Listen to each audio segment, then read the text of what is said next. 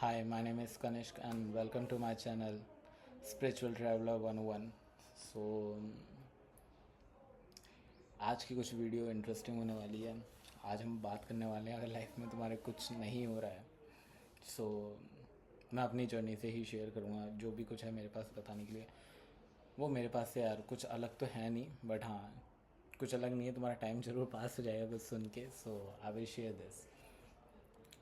If you are feeling lost and it seems to you like nothing is working out for you and you have tried everything, you tried every manifestation technique, you tried every mirror work or something, and you still believe in the god, and sometimes things not वो वैसी नहीं लगती जैसे यार उनको होना चाहिए था, and that time we lost ourselves something so badly.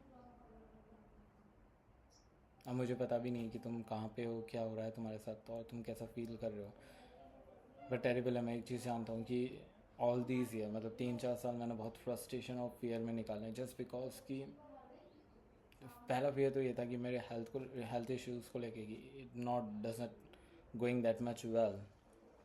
So I tried every technique that I could to heal my self. और मेरे को लगता नहीं है कि भाई कोई हीलर बोलता है ना मैं पूरी तरीके से हील हो गया. No, healing is not completely possible.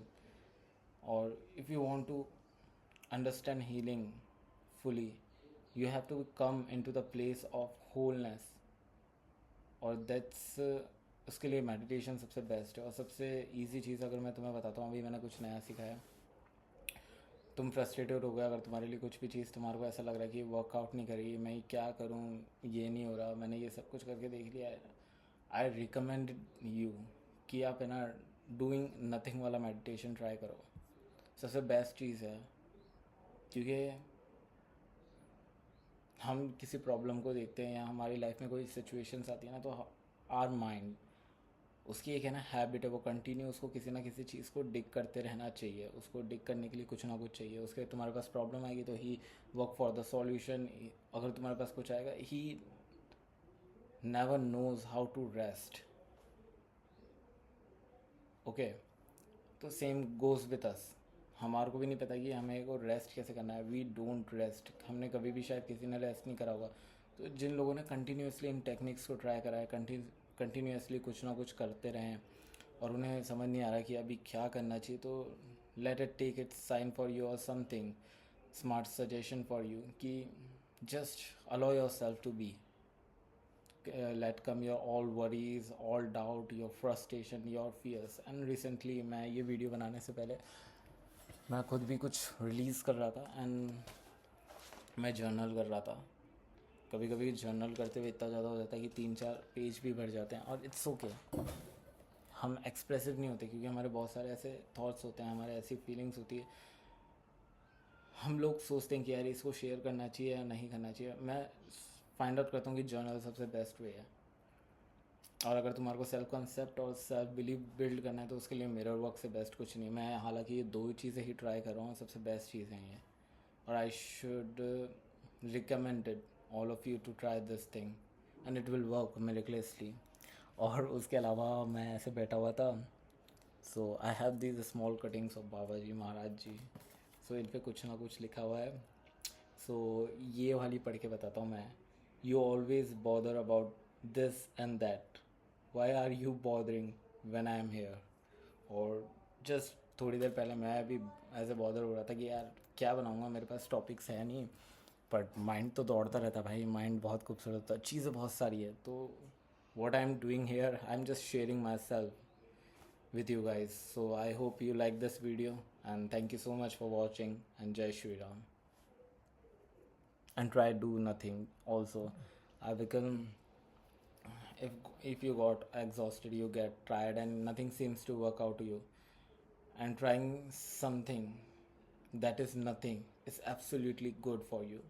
So you should try this meditation that's name comes from not doing anything, and it will help you a lot. It will help you. मैं जब भी ये बात कर रहा हूँ तो मैं भी शायद अपने अंदर यहाँ पे कुछ फील कर रहा हूँ, बट इट्स ओके.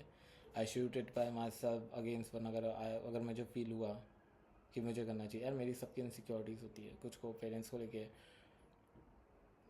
कुछ को फैमिलीज़ को लेके, and it's okay. Sometimes we don't know कि इट्स गुड और बैड।